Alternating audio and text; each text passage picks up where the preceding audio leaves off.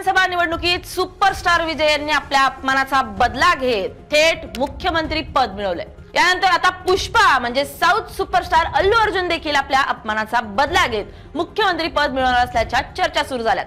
मात्र प्रश्न असा आहे की थलपतींचा कोणता अपमान झाला होता, अल्लू अर्जुनचा कोणता अपमान झालाय आणि खरंच मुख्यमंत्री पद मिळवणार का, या प्रश्नांची उत्तरं आपण या व्हिडिओच्या माध्यमातून पाहूयात। नमस्कार, मी स्नेहल चौधरी, आपण पाहतात LS मराठी।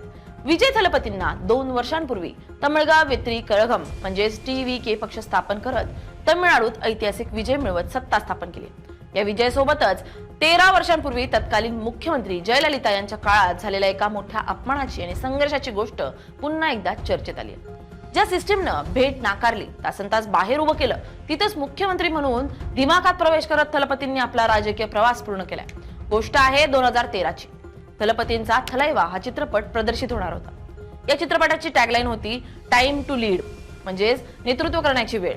ही टॅगलाईन आणि विजयची वाढती राजकीय महत्वाकांक्षा पाहून तत्कालीन मुख्यमंत्री जयललिता आणि त्यांच्या AIADMK सरकारनं या चित्रपटाला कडाडून विरोध करत ऐनवेळी चित्रपटाच्या प्रदर्शनावर बंदी घातली। चित्रपटाचे कोट्यावधी रुपये पणाला लागल्यानं हताश झालेला विजय आता चित्रपटाचे निर्माते मुख्यमंत्री जयललिता यांची भेट घेण्यासाठी पोहोचले। तिथे त्यांना गेटवरच रोखण्यात आलं। सूत्रांच्या माहितीनुसार मुख्यमंत्र्यांच्या भेटीसाठी थलपतींना तासनतास कार्यालयाबाहेर भर पावसात गाडी तात्काळ थांबावं लागलं, परंतु जयललिता यांनी थलपतींना भेट नाकारली। अखेर टाइम टू लीड ही टॅगलाईन हटवल्यानंतर आणि चित्रपटात काही बदल केल्यानंतर चित्रपट प्रदर्शित होऊ शकला। असेही म्हटलं जातंय भारतीय सिनेमाच्या 100 वर्षे सेलिब्रेशनच्या शासकीय कार्यक्रमात थलपतींना मागच्या रांगेत बसून पुन्हा अपमानित करण्यात आलं होतं।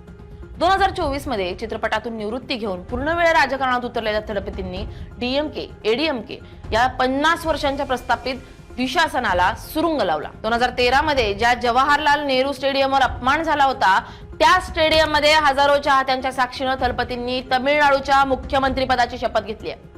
जनतेने दिलेला हा कौल म्हणजे थलपतींनी त्या अपमानाचा मतपेटीतून घेतलेला सर्वात मोठा बदला असल्याचं बोललं जात आहे।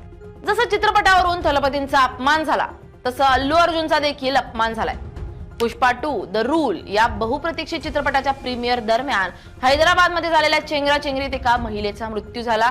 या प्रकरणात निष्काळजीपणा आणि नियमांचं उल्लंघन केल्याच्या आरोपाखाली हैदराबाद पोलिसांनी अल्लू अर्जुनला अटक केली होती। या संपूर्ण प्रकरणावर तेलंगणाचे मुख्यमंत्री रेवंत रेड्डींनी कायदा हा सर्वांसाठी समान आहे, मग तो सामान्य नागरिक असो, कोट्यावधी चाहत्यांचा सुपरस्टार, सुरक्षेच्या कारणास्तव आणि योग्य नियोजन नसल्यामुळे पोलिसांनी या कार्यक्रमाला आधीच अधिकृत परवानगी नाकारली होती। तरी पोलिसांच्या आदेशाला केराची टोपली दाखवत अल्लू अर्जुन तिथे गेला। बाहेर आल्यावरही त्यानं गाडीच्या सनरूफ मधून हात उंचावून चाहत्यांना अभिवादन केलं, ज्यामुळे गर्दी आणखी चिघळली, असा थेट आणि गंभीर आरोप मुख्यमंत्र्यांनी पुष्पावर केला होता। यावेळी अल्लू अर्जुनला चंचलगुडा मध्यवर्ती कारागृहात ठेवण्यात आलं होतं। हायकोर्टच्या आदेशानंतर पुष्पाला अंतरिम जामीन मिळाला। पुष्पा चित्रपटात अल्लू अर्जुन आपल्या पत्नीसाठी मुख्यमंत्री बदलताना दिसतोय।